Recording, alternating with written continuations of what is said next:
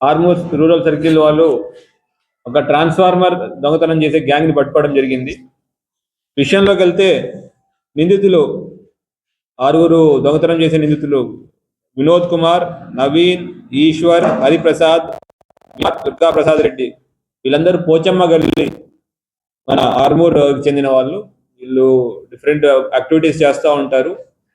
అయితే వీళ్ళకి వినోద్ మరియు విజయ్ ఇద్దరు అన్నతమ్ములు అవుతారు. వాళ్ళు స్క్రాప్ బిజినెస్ చేస్తూ ఉంటే దానిలో భాగంగా స్క్రాప్ కొనే వ్యక్తి అయిన వసీం అలియాస్ తిల్లీ బాబాతో పరిచయం ఏర్పడింది. ఈ వసీం అలియాస్ తిల్లీ బాబాకి ఇంతకుముందు ప్రీవియస్ హిస్టరీ కూడా ఉంది రిసీవర్ కింద.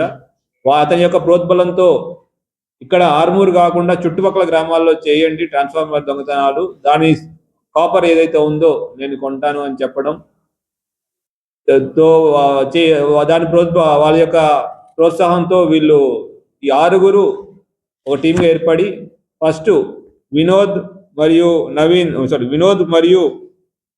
విజయ్ ఇద్దరు కలిసి స్క్రాప్ డీలర్ల కింద ఊర్లో తిరుగుతూ ఊరిని రెక్కీ చేసుకోవడం, ఎక్కడైతే ఊరు చివర కానీ లేదంటే నిర్మానుష్య ప్రదేశంలో ఉన్న ట్రాన్స్ఫార్మర్ని ఐడెంటిఫై చేసుకోవడం, సాయంత్రం ఈ టీమ్గా వెళ్ళి ఈ 6 వెళ్ళి ఆ ట్రాన్స్ఫార్మర్ని పాల్గొట్టి ట్రాన్స్ఫార్మర్లో కాపర్ కాయిల్ ఏదైతే ఉందో తీసుకొచ్చేసి ఈ తిల్లీ బాబాకి ఇవ్వడం జరుగుతూ ఉండేది. సో మొత్తం వీళ్ళ పైన డిఫరెంట్ పోలీస్ స్టేషన్లో డిఫరెంట్ కేసెస్ ఉన్నాయి. వేల్పూర్లో 4 కేసులు, బాలకొండలో 5, మెండోరాలో 3, భీమ్కల్లో 1, ఆర్మూర్లో 5, ఎర్రగట్లో 1, మొత్తం 19 కేసుల్లో వీళ్ళు దొంగతనం చేశారని తర్వాత కాపర్ కాయిల్ రికవర్ చేయడం జరిగింది. అయితే వీరందరూ ముఖ్యంగా ఈ తిల్లీ బాబా ఎవరైతే కొంటా ఉంటాడో వారి యొక్క ఒకరికి అమ్మడం, అతని యొక్క ప్రోద్బలంతో చేస్తున్నామని చెప్పడం జరిగింది. ఇతను తిల్లీ బాబా దాన్ని మళ్ళీ కరిగించి మిగతా ఇతరత్ర యాక్టివిటీస్ కోసం వాడతారని కూడా తిల్లీ బాబా ఇంత కన్ఫెస్ చేశాడు. అయితే దాంతోపాటు సాధిన మొత్తం వీళ్ళ దగ్గర నుంచి మేము ఒక మ్యాక్సిమా ట్రాలీ ఆటో ఏదైతే దొంగతనం ఒక్కోసారి ఇట్లా ఈ ట్రాలీ ఆటో వాడి స్క్రాప్ కొంటామని చెప్పి వెళ్తూ ఈ వెహికల్లో పెట్టి ట్రాన్స్ఫార్మర్ తీసుకురావడానికి వాళ్ళు ట్రాలీ ఆటో వాడారు, ఒకసారి హోండా షైన్ వెహికల్ వాడారు, యమహా స్కూటీ వాడారు, బజాజ్ డిస్కవరీ బైక్ వాడారు. ఇవన్నీ కూడా మేము సీజ్ చేయడం జరిగింది. దాంతోపాటు వాళ్ళు వాడిన 5 మొబైల్ ఫోన్లు, దొంగతనం చేయడానికి ఉపయోగించిన పనిముట్లు, అది స్పానర్లు, రెంచులు, వెరైటీ ఆఫ్ థింగ్స్ కూడా వాళ్ళ దగ్గర చేయడం జరిగింది. రాగి ఇప్పటిదాకా వాళ్ళ దగ్గర ఏదైతే కాయిల్స్ ఉన్నాయో ఒక 74 కిలోల వరకు రాగి కాయిల్ మేము జప్తు చేయడం జరిగింది.